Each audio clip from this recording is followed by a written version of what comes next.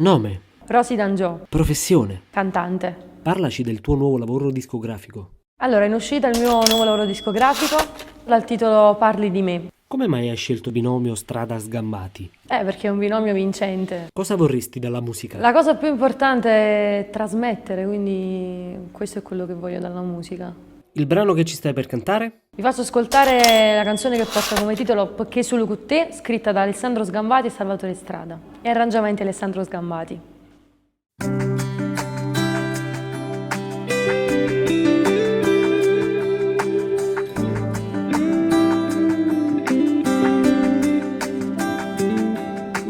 Quando un'emozione ti fa vivere, metto freddo in gola a te pensare. Tu sei non dormiente senza lacrime, e non può che te non può bastare.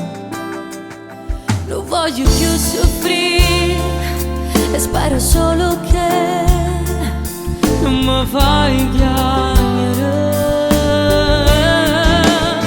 perché solo con te si fa più bello mare pure senza sole miece e nuvole, perché solo con te si appicciano i pensieri quando viene la sera e pensi ancora a te, quando sto insieme a te.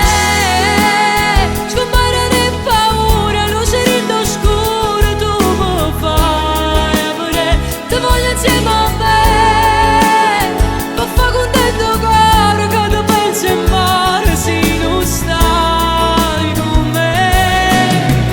Prima di che sto chiuso lacrime, aspettando a te, cosa convincere. Tu mi sei trasuto rindall'anima e sento dentro non esiste niente rompete.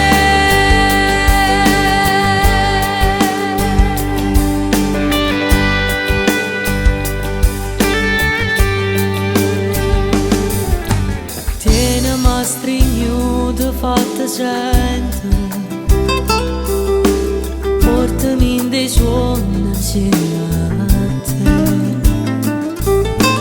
Prima mi scedato prega vicino, perché la tua pace voglia te. Non voglio più aspettare, ti voglio dicere quello che sei per me,